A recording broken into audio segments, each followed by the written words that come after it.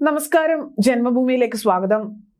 നരേന്ദ്രമോദി നേതൃത്വം നൽകുന്ന NDA സർക്കാരിന് കീഴിൽ രാജ്യം പുരോഗമിച്ചുവെന്ന് ഉത്തരാഖണ്ഡ് മുഖ്യമന്ത്രി പുഷ്കർ സിംഗ് ധാമി പറഞ്ഞു. സൈന്യം കഴിഞ്ഞ 10 വർഷത്തിനുള്ളിൽ കരുത്തുറ്റ ശക്തിയായി മാറിയെന്നും അദ്ദേഹം പറഞ്ഞു. ജൂജാർ നഗറിലെ തിരഞ്ഞെടുപ്പ് പൊതുയോഗത്തെ അഭിസംബോധന ചെയ്ത് സംസാരിക്കുകയായിരുന്നു അദ്ദേഹം. സുഭാഷ് ശർമ്മയെ വിജയിപ്പിച്ച് NDA സർക്കാരിന് ശക്തി പകരണമെന്നും അദ്ദേഹം വോട്ടർമാരോട് അഭ്യർത്ഥിച്ചു. പ്രധാനമന്ത്രി നരേന്ദ്രമോദിയുടെ വികസന അജണ്ടകൾക്ക് ശക്തി പകരുന്നത് ജനങ്ങളാണ്.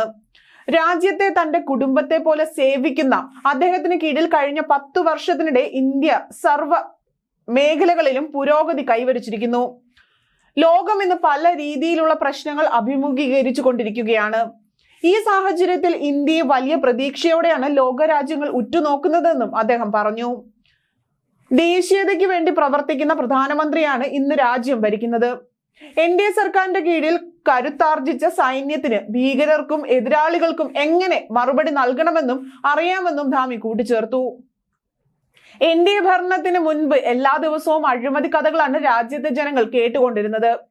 പ്രീണന രാഷ്ട്രീയമാണ് ഇന്ത്യ മുന്നണി രാജ്യത്ത് നടപ്പിലാക്കാൻ ശ്രമിക്കുന്നത്.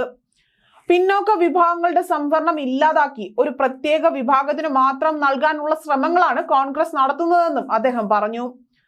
അഴിമതി നടത്തുന്ന കാര്യത്തിൽ കോൺഗ്രസിനെ കടത്തിവെട്ടിയിരിക്കുകയാണ് ആം ആദ്മി പാർട്ടി. പാർട്ടിയുടെ തലവൻ ജയിലിലായെന്നും ജനങ്ങളെ വഞ്ചിക്കാനാണ് AAPയും കോൺഗ്രസും ശ്രമിക്കുന്നതെന്നും ധാമി കൂട്ടിച്ചേർത്തു. ഹരിയാനയിൽ കോൺഗ്രസ് AAP സഖ്യം ഒരുമിച്ചാണ് തിരഞ്ഞെടുപ്പിനെ നേരിടുന്നത്. എന്നാൽ പഞ്ചാബിൽ ഇക്കൂട്ടർ പരസ്പരം പോരടിക്കുകയാണ് ചെയ്യുന്നത്. AAP ഭരണത്തിന് കീഴിൽ സംസ്ഥാനത്തിന്റെ വികസനം മുരടിച്ചുവെന്നും ധാമി പറഞ്ഞു.